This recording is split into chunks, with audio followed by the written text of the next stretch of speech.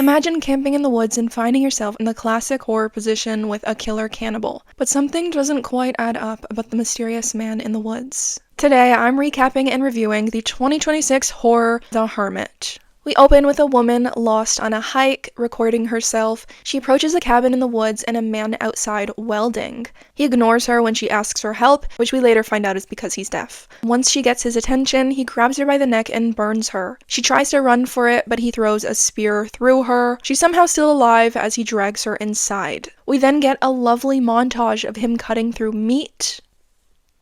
I love that.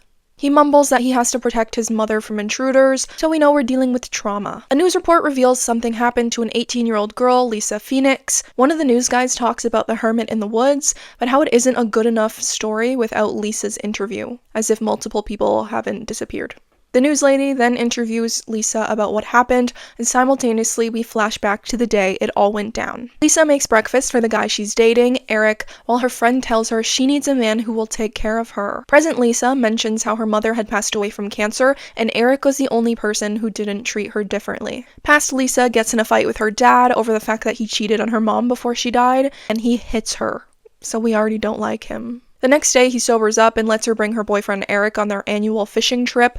Like, okay, thanks Dad, I forgive you for smacking me. On the drive up, they make a pit stop at a gas station owned by Barry and Helen Anderson, who are seen dead in present-day evidence photos. There's a lot of flash-forward, flashback, so be aware and bear with me. Barry tells Lisa's dad, Tony, about the perfect fishing spot, which I'm sure is very close to the Cannibal Hermit. Meanwhile, the hermit is having some trauma flashbacks as a kid, being bullied and then scolded by his mother. Okay. Tony takes down a gate told by Barry that that's what the locals do, and they end up on Hugo's property. Tony meets Clarice fishing, who's also being interviewed present day, and Hugo feeds his pigs intestines, which I can only assume are human. Lisa and Eric end up getting lost while exploring the woods, and if you made me guess siblings are dating, I would have said siblings, because all they do is bicker. They then stumble upon Hugo's pig farm while he's off in the woods killing one of his pigs. Not sure what he needs pig meat for, though, when he has other methods. According to Eric's logic, it's okay to go into somebody's home if they're lost and hungry, so they do. Present Lisa says how the cabin seemed like a museum to Hugo's mother. We're setting a scene. They then went into the fridge and found some meat, one piece of which had a tattoo. Before they could get out, Hugo comes back home. They hide in a room, but Hugo ends up locking them in there. Clarice and Tony chat at the campsite, while Tony doesn't seem to be too worried that the kids are missing at night. He's a terrible father. Clarice goes off to get more alcohol, and Tony is killed by Hugo. Good. In the same flashback of Hugo as a kid, he accidentally injures his bully, and then his mom spears the other two kids that saw and forces Hugo to finish the job on his bully, saying they don't waste good meat. You just made the meat, though. Makes no sense.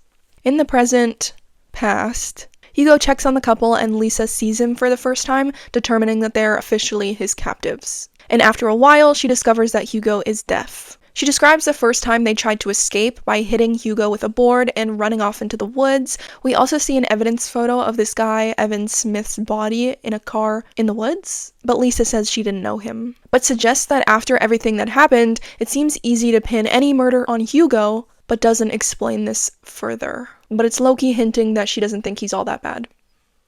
Anyways, Lisa is caught while running away and she wakes up back in the shed. She asks Hugo why he's keeping them alive, and he says she's too skinny. He then drags Eric away. I guess he isn't too skinny. In the morning, Clarice talks to the park ranger about the missing kids. He says it's private property, and he's going to contact the owner to see if he's seen them, the owner of which has the missing kids. The park ranger pulls up to Hugo's cabin and asks him if he's seen the missing campers. He says no, and they say good enough for me and leave. However, they find Lisa's lollipop ring and come back with more questions. Lisa gets her gag off, calls for help, and they shoot at Hugo, but not before he axes one of them in the leg. Lisa and Ranger Martin go find Eric off screen, so we don't get to see what was going on with him. They come back to Ranger Scott with the axe in his head, and Hugo gone. Hugo then appears and kills Ranger Martin and stabs Eric. Before Hugo can spear Lisa, Eric shoots him with the Ranger's gun, but of course he takes a third shot like a champ, and he gets up, pulls Eric out of the car, and Lisa gets away. She gets back to the camp and finds her dad gone too. She then decides to go back to find Eric and meets up with Clarice. They randomly find a weird meat storage fridge in the woods and find Eric in there alive. Hugo tries to run them over, crashes, reveals he was wearing a metal plate as a bulletproof vest, but Lisa, Eric, and Clarice have already gotten out of there. Lisa brings Eric to the gas station for help, but Helen and Barry lock them in a room where Eric dies from blood loss. Turns out they were making Hugo kill people to make jerky that they were selling to tourists, in return for making him think he was helping his mom with the money.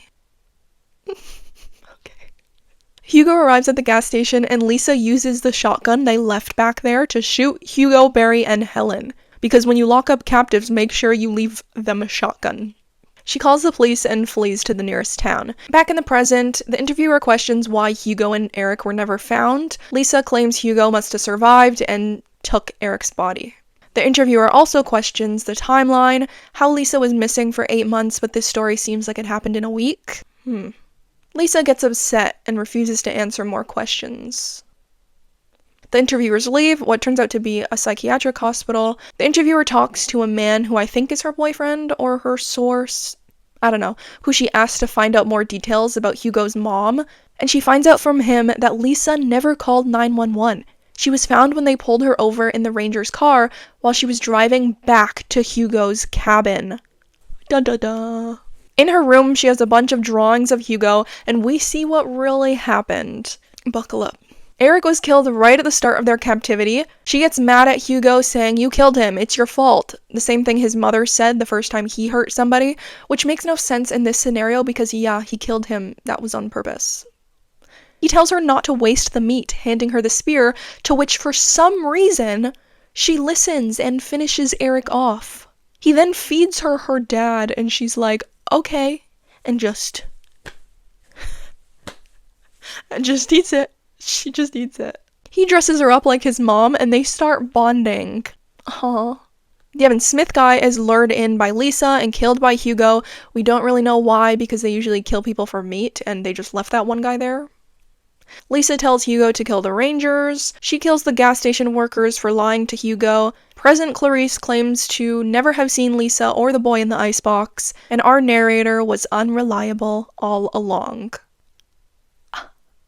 Hugo shows up to the psychiatric hospital, kills the interviewers, all the nurses, and rescues Lisa, who's happy to see him.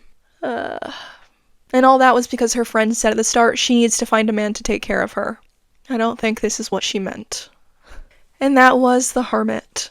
I get that they were trying to do something different with the present-day interviews, but they really took me out of the story. They really took the #1 screenplay rule, show, don't tell, and threw it out the window. Decided that present Lisa will narrate everything instead, and we won't get to see half of it happen. It made the whole thing feel distant. It did not feel like a horror or thriller, it felt more like a documentary.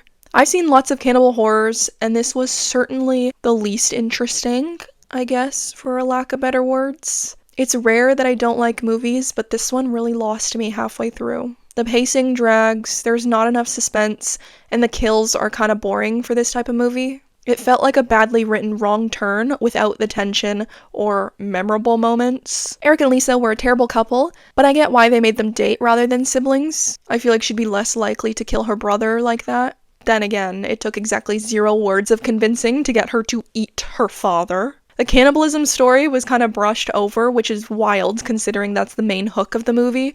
And then an hour in, we were getting side convos from the interviewer as if we care about anything other than the main character being held captive by a cannibal. However, the ending got me. I like the unreliable narrator plot, and I love when the heroine is really a villain. But her becoming his mom is comedy-coded. They should have just committed to a comedy horror and made it camp. It would have fixed most of the issues for me if it was like a Tucker and Dale versus Evil type movie. That being said, the twist was insane. I'll give them that. Comment below what you thought about this movie, like and subscribe for recaps, deep dives, and more. Thanks for watching, and I'll see you next time.